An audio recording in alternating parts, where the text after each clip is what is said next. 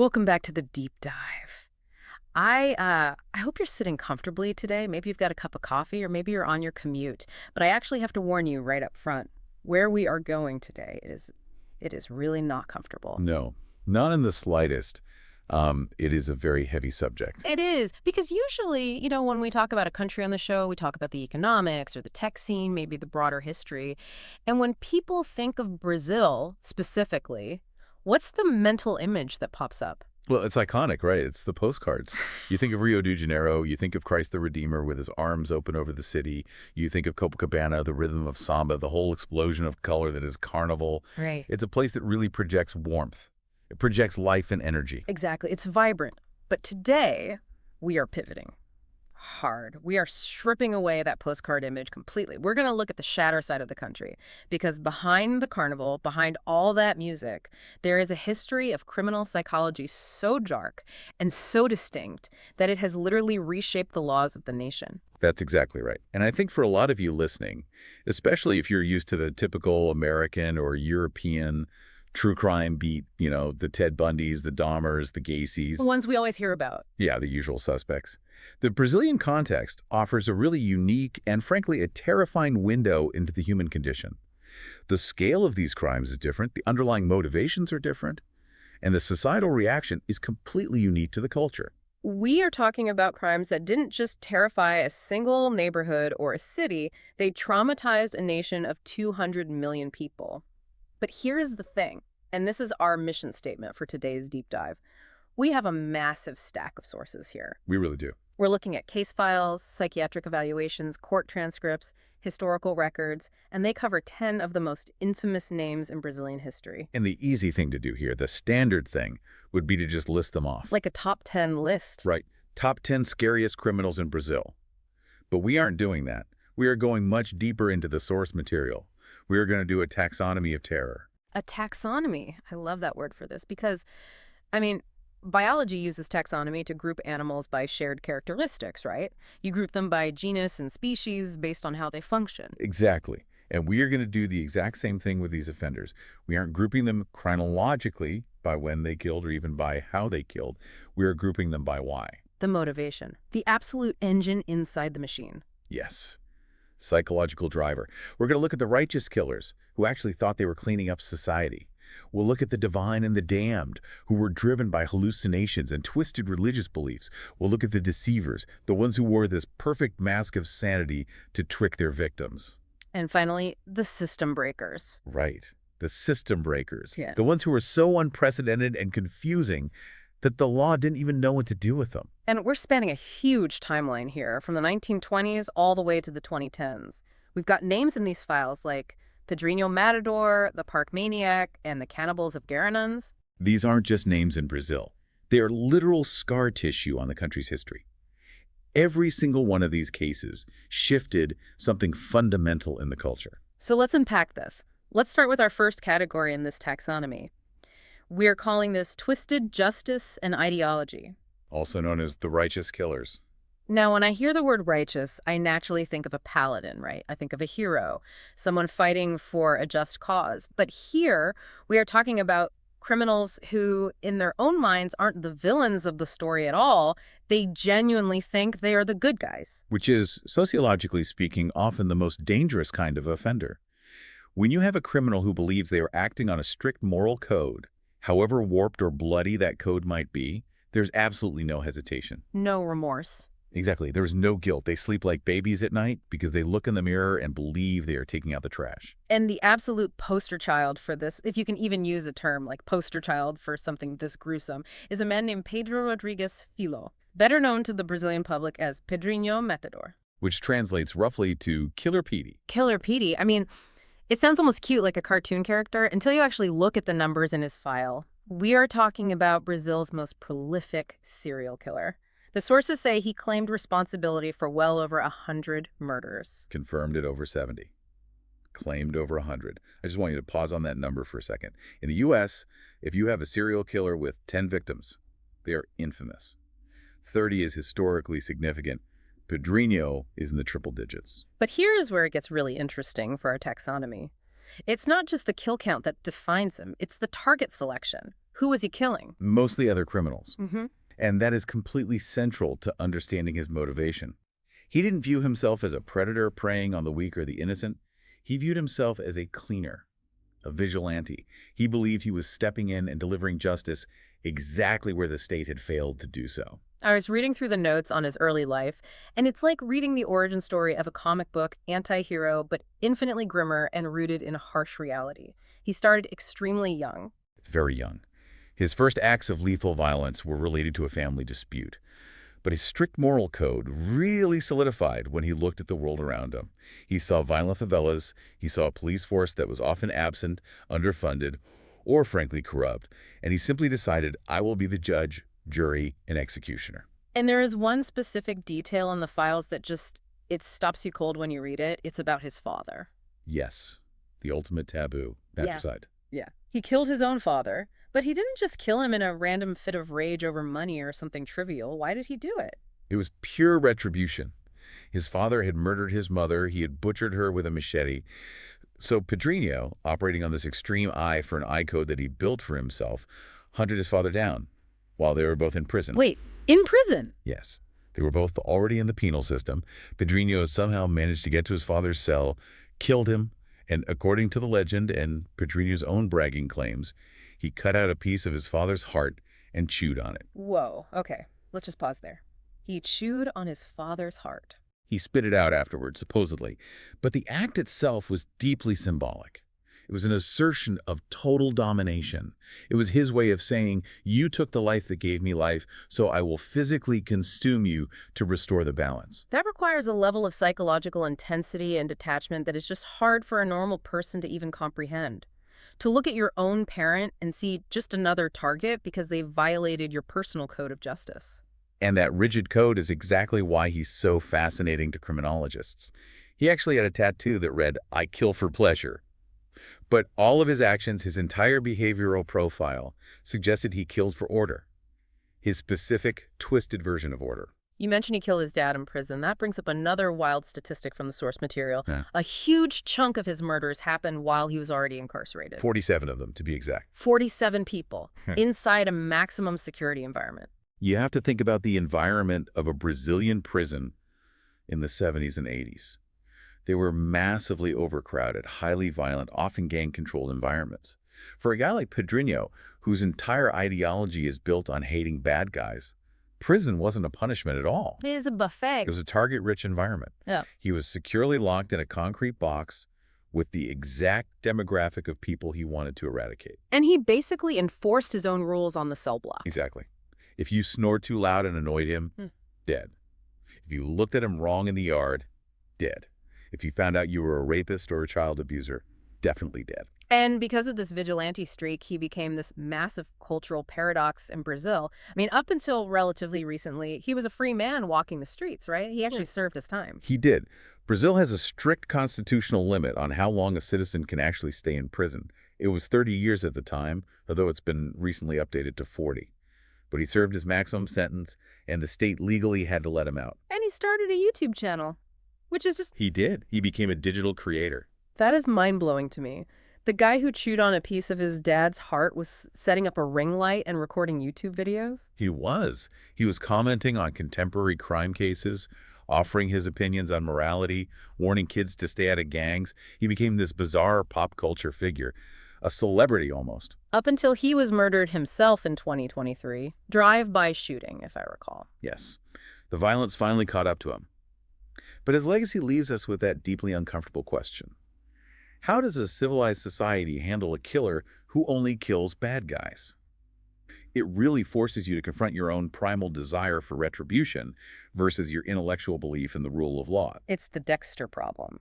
We naturally root for the monster if he promises to only eat other monsters. Precisely. He challenges the monopoly on violence that the state is supposed to have. He exposes the cracks in the justice system by doing the dirty work people secretly want done. Now, staying in this ideology bucket, we have to pivot to a very different kind of offender. We're moving from the prolific, decades-long serial killer to a single, devastating event. The case of Wellington Menezes de Oliveira. This is a very heavy one. This takes us to the year 2011. in a neighborhood called Realengo in Rio de Janeiro. This was the Tasso de Silveira municipal school shooting. He went into a school and killed 12 children. It's incredibly tragic, and it's important to make the technical distinction here, both psychologically and taxonomically, between Wellington and Padrino. Padrino is a classic serial killer. He has cooling-off periods, individual murder events spread over a long span of time. Wellington is classified as a mass murderer. It was a single concentrated event. So why do the sources group them together in this ideology section? How do they fit the same taxonomy? Because of the internal logic driving the trigger finger. The source material heavily highlights that for Wellington, this wasn't just a sudden snap decision. It wasn't purely an emotional outburst of blind rage in the heat of the moment. It was deeply, meticulously premeditated. There were writings left behind, right? Diaries and manifesto-type documents. Yes, extensive writings. And in those pages, you see the ideology form. He viewed himself as a perpetual victim of bullying, a victim of a cruel society. He constructed this elaborate worldview where the school itself was a towering symbol of his oppression, and the children inside were symbols of the impure, mocking society that had rejected him. So, much like Padrino, he felt entirely justified in his violence. Exactly. He had a cause. It was a completely delusional cause, a hateful cause, but it was an ideology nonetheless. He studied other mass shootings. He specifically looked at the Virginia Tech massacre in the U.S. He was deliberately trying to replicate a pattern of what he saw as political or ideological violence. But the contrast between the two men is just so painful to look at. Padrino targeted hardened criminals, murderers, and gang members. Wellington targeted innocent school children. Which perfectly illustrates just how incredibly dangerous internal justice or internal ideology can be. Once you detach your brain from shared societal morality and start creating your own rulebook, the actual target becomes irrelevant to your conscience. You can logically justify killing a drug dealer in a prison cell, or you can logically justify killing a 10-year-old girl in a classroom. The psychological mechanism of detachment is exactly the same. That is a terrifying thought, that the mental machinery is identical. It's just the variable of who you designate as the enemy that changes the outcome. And that is exactly why we study them together in this taxonomy. To understand that the righteous killer is defined by the absolute certainty of their conviction, not by the objective validity of their cause. Okay, let's take a breath. That was the righteous category. Now we are going to descend into something perhaps even more surreal. Our second category is rituals, religion, and delusion. The divine and the damned. This is where the psychology gets completely untethered from our shared reality. We aren't talking about a warped moral code anymore. We are talking about severe hallucinations, bizarre belief systems, and literal commands from above. Or commands from below, depending on the killer's perspective. And we have to start this section with a case that honestly sounds like a rejected horror movie script. If I wrote this down as fiction, an editor would tell me it's too much. The Cannibals of Garanhuns. Jorge Beltran Negromonte and his two partners. This wasn't a lone wolf operating in the shadows. This was an entire family unit. It was a triad. A man, his wife, and his mistress, all living together under one roof. And that is a huge differentiator for our taxonomy. When you have a group committing these acts, you suddenly cross over into the psychology of cults, of shared delusion. The technical term in the psychiatric evaluations is folie à deux, right? Or I guess folie à trois in this specific case. Exactly right. A shared psychotic disorder. Jorge was the clear leader, the dominant personality in the household. He suffered from severe schizophrenia, he heard voices, and he had authored this elaborate, multi-layered theology.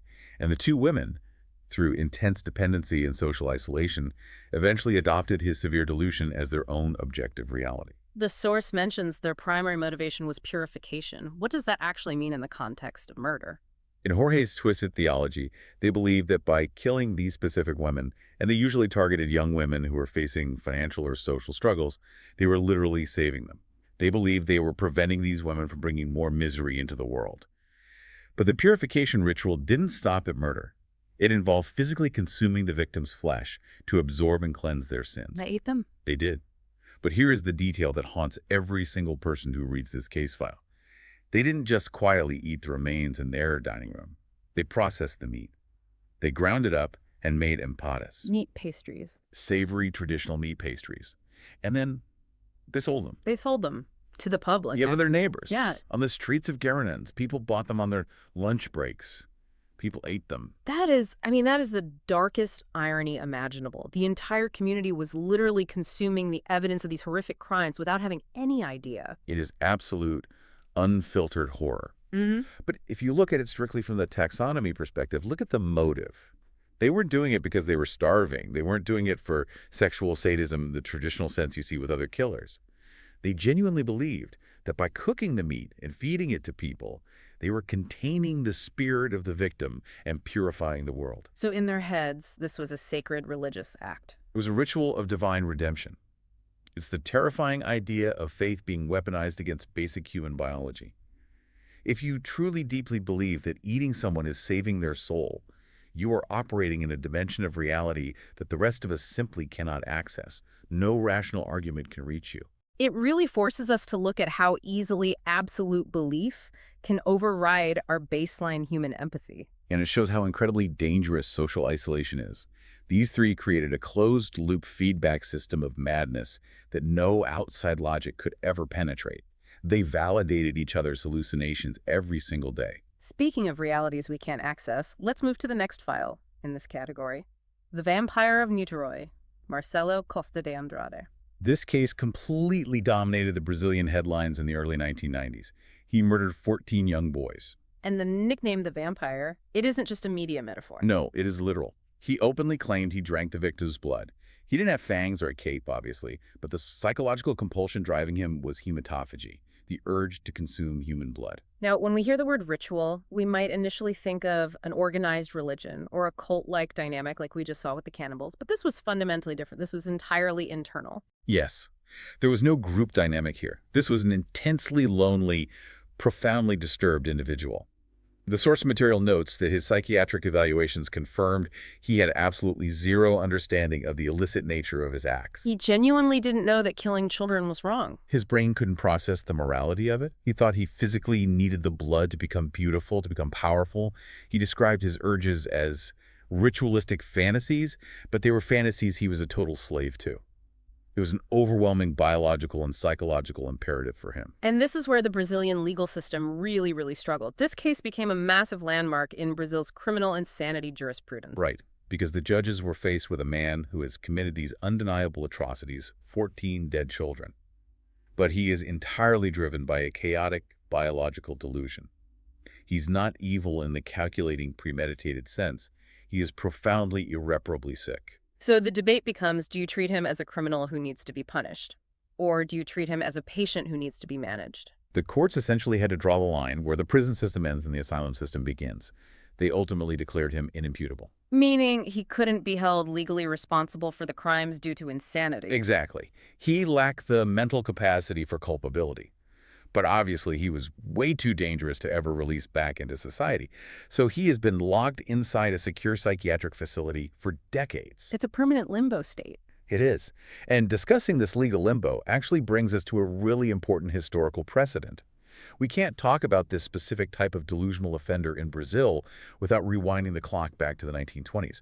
We have to talk about Febronio Indio do Brazil. The grandfather of this entire category. Unquestionably. One of Brazil's very first documented, heavily studied serial killers. This guy was operating almost a full century ago, and yet his behavioral pattern is eerily similar to the vampire in the 90s.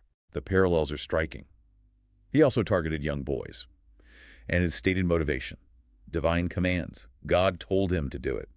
He even tattooed his own body with bizarre religious phrases like DC, which stood for Dios Caridad, or God Charity. He honestly thought God was directly instructing him to commit murder. He was so convinced of his divine mission that he actually wrote a book. He authored an autobiography called The Revelations of the Prince of Fire. He had this entire sprawling mythological universe built around himself where he was a central divine figure. Why does his case still matter to criminologists today, 100 years later? Because he essentially set the template. His case directly influenced the early Brazilian studies in criminology and forensic psychiatry. Before Febronio came along, the Brazilian legal and medical systems didn't really have a working framework for the serial killer who hears voices. They didn't know how to categorize him. He became the primary case study that generations of doctors and lawyers learned from. So, in a very dark way, our modern understanding of how to handle the Vampire of Niterói or even the cannibals of Guérinhams is directly built on the psychiatric analysis of Fabronio from the 20s. Science is always built on data. And unfortunately, in the field of criminology, the data points are human victims. Fabronio forced Brazil to realize that severe madness and systematic murder could walk hand in hand, and the law needed a way to handle it. There is one more name in this ritual section, and the source material treats this one as incredibly murky. The maniac of Altamira, Adelino Bispo de Oliveira. This takes us back to the early 1990s again, but this time deep into the Amazon region, the city of Altamira. And the terror gripping the community here was intensely specific: systematic child mutilation. Mutilation almost always implies a ritualistic element, right? In profiling, often, yes. The crimes involved the surgical removal of the victim's reproductive organs. To the public eye and to the desperate local investigators, that specific MO screams black magic or some kind of twisted occult intent. But the source explicitly says responsibility in this case remains disputed. It is an extremely controversial chapter in Brazilian true crime. Adelino, a local man, became the central figure. He fit the witch doctor archetype that the police and the media were desperately looking for to make sense of the horror.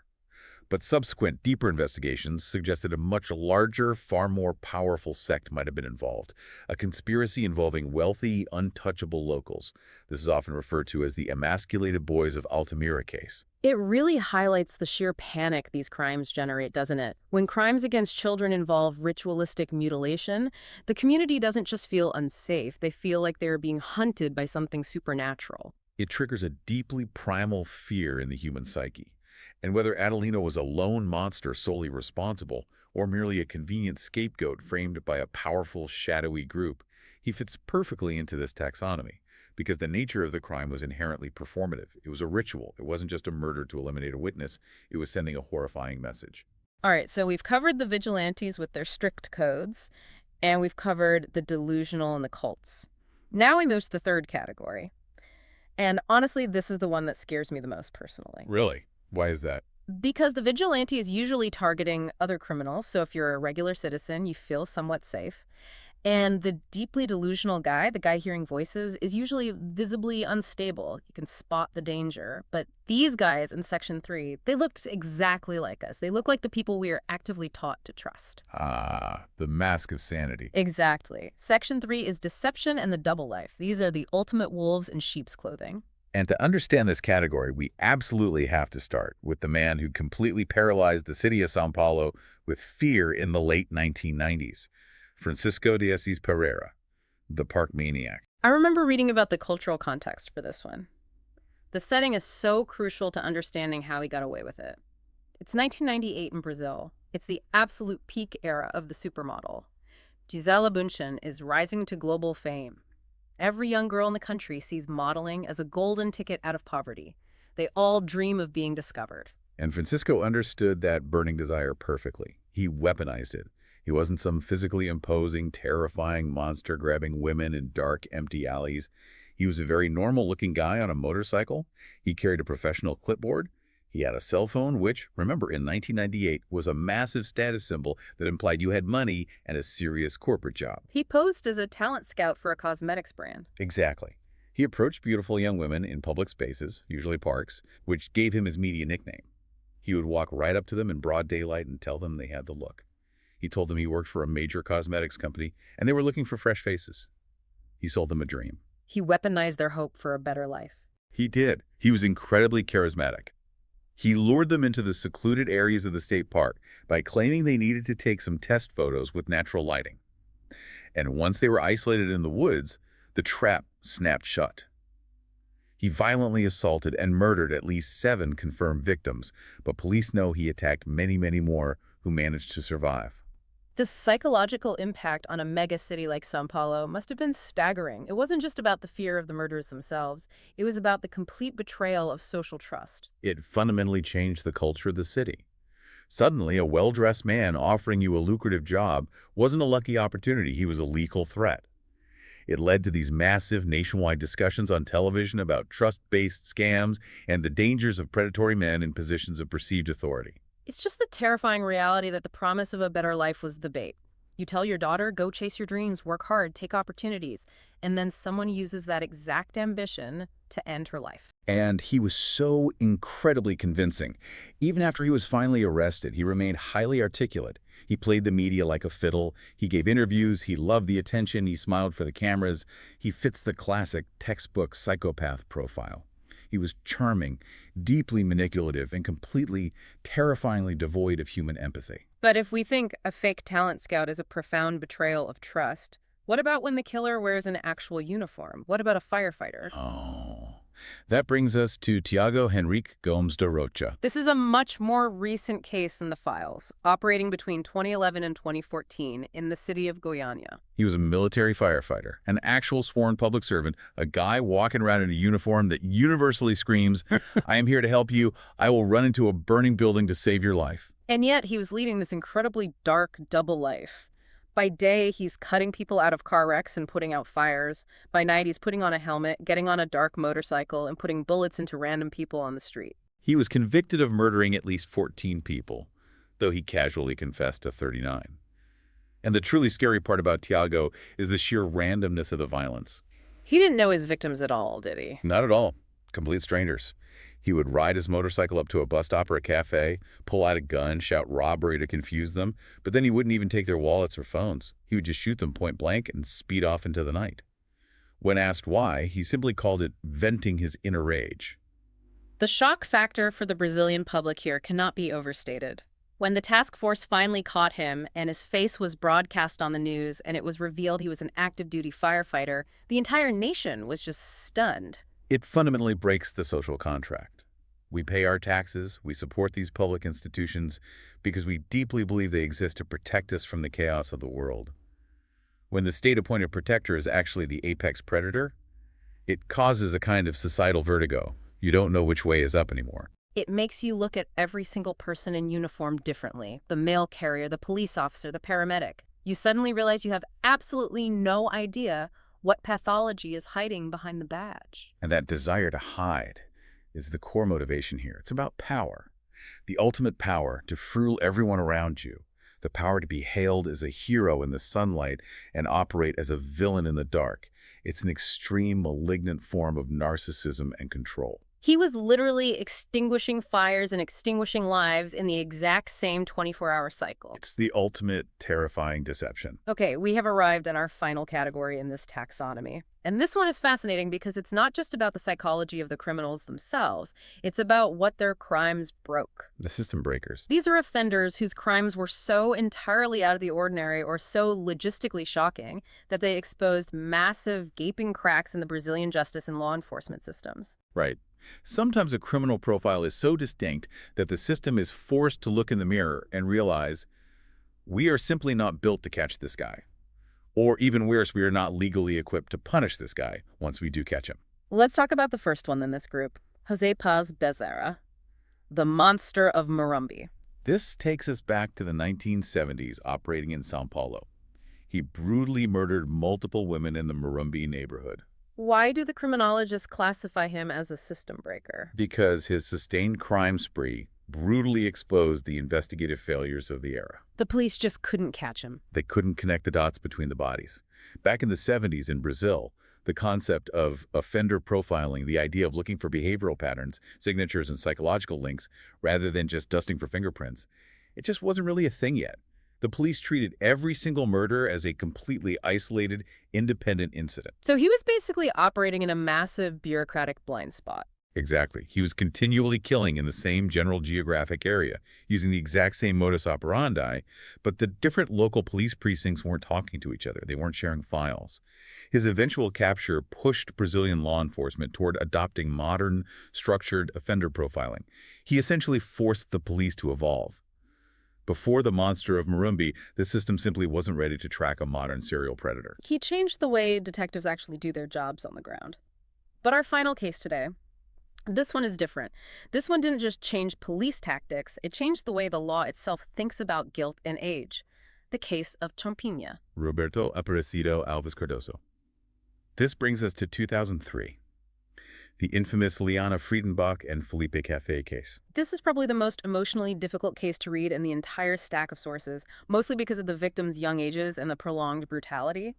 A teenage couple goes camping in the woods. They are intercepted and kidnapped. And they endure days of absolute torture. Liana was held captive in the forest, she was abused repeatedly by the group, and then eventually brutally murdered. It was a horrific, senseless crime that devastated the country. But the key fact here, the specific detail that set the entire country on fire with outrage, was the primary perpetrator's age. Champinha was the ringleader, and he was 16 years old. 16. Still legally a child. And under Brazilian law, specifically the Statute of the Child and Adolescent, known as the ECA, a minor cannot be imprisoned in an adult penitentiary. They can only be subjected to what the state calls socio-educational measures. Which crucially has a strict time limit. A maximum limit of 3 years. That is the hard, legal cap, regardless of the crime. So if we just do the math on that, he orchestrates and commits this unimaginable atrocity at 16. He goes into the juvenile socio-educational system. At 19, legally, the state has to release him. He gets a completely clean slate. He goes back out on the street. Exactly. And when the Brazilian public collectively realized this legal reality, the outrage was volcanic. You had a teenager who showed absolutely zero remorse in interviews, who displayed profound psychopathic traits to the evaluators, and the law bluntly said, our hands are tied, we have to let him go in 3 years. It forced the entire nation of Brazil to stop and ask a terrifying philosophical question. What do we do with a child who kills without a conscience? It sparked a massive, highly polarized national debate about lowering the age of criminal responsibility from 18 to 16. Politicians argued about it, citizens protested. But more immediately, the state prosecutors had to find a loophole because releasing him simply wasn't an option for public safety. They knew he would do it again. They were certain of it. So they used a very rare, complex legal mechanism called civil interdiction. They basically argued to a judge that because of his permanent mental state, his severe, untreatable antisocial personality disorder, he was legally incapacitated to live in society. So when he turned 21 and officially aged out of the juvenile system's jurisdiction, they immediately transferred him to a civil confinement setup. So he's not technically in a prison right now? Legally, no. He is held in a specialized, secure medical unit. But he is not a free man. It was a brilliant but controversial legal workaround invented almost entirely for him because the existing justice system was fundamentally broken by his specific profile. He shattered the mold of what a juvenile delinquent is supposed to be. The entire foundation of juvenile law assumes that kids make impulsive mistakes, and with education and time, their brains develop and they can be fixed. Champinha directly challenged the comforting idea that every single child is fixable. That is the absolute core of the debate. Do you prioritize protecting the fundamental rights and future of the child offender, or do you prioritize the immediate physical safety of the society they prey on? His case is still the primary reference point for that exact debate in Brazil today. Wow. We have really covered a massive amount of ground here. We've traveled from the 20s to the 70s, all the way to the 2010s. We've looked at vigilantes, religious cannibals, fake model scouts, and psychopathic kids. It's a very heavy list to digest. Yeah. It really is a taxonomy of the absolute worst parts of human nature. It is.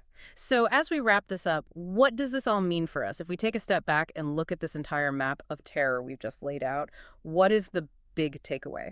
I think we clearly see that evil, if we choose to use a broad philosophical word like that, it isn't just one single thing. It's not a monolith. Right. It takes many shapes. Exactly. Pedrinho Matador's brain does not function the same way the park maniac's brain functions. One is violently demanding his version of justice. The other is sadistically using deception for power. The cannibals wanted religious purification. Champinha wanted raw, sadistic violence. Their internal engines run on completely different fuels. But the common thread tying this entire taxonomy together is the impact left behind. Absolutely. The permanent devastation inflicted on the victims' families is the tragic constant. But zooming out, there's also the profound reshaping of society itself. These specific crimes changed national laws. They forced police departments to modernize and learn profiling. They fundamentally changed how parents talk to their teenage daughters about applying for modeling jobs. They changed how citizens look at people in uniform. It's like these 10 individuals carved deep, permanent scars into the psychological history of the entire country. That's a very apt metaphor. And understanding these cases, classifying them like this, we don't do it just for cheap sensationalism. We don't read these files just to get spooked on a podcast, in a deep dive. No, we don't. We do it to learn. Exactly. The source material ends with a really vital point for the reader. Understanding the motivations behind these extreme cases help law enforcement and society recognize the early warning signs. It helps us drastically improve prevention strategies. We have to be willing to confront the ugliest reality of violent crime if we ever want to effectively stop it. You simply can't fight what you refuse to understand. Precisely. You have to shine a light on the shadows. Well, before we officially sign off, I want to leave all of you listening with a final thought, something to really chew on after the audio stops. We spent a lot of time talking about Pedrinho Matador at the very beginning, the vigilante who killed over 70 people but strictly targeted other criminals. The anti-hero of the files. Yeah. Here's my question for you right now. When you hear about a killer who only targets other murderers and abusers, does a small part of you secretly root for them to get away with it? Oh, that's the dangerous question. It really is. Because if your honest answer is yes, or even just a hesitant maybe, what does that actually say about our own underlying trust in the justice system we rely on? If we find ourselves quietly cheering for the monster who promises to eat the other monsters, are we slowly letting go of our own humanity? That is a deeply uncomfortable thought. That will definitely keep you up at night. It certainly will. Well, thank you for joining us on this deep dive into the darker side of Brazil. It was a very difficult journey today, but a highly necessary one to understand the whole picture. Stay curious. But stay safe. We'll see you next time.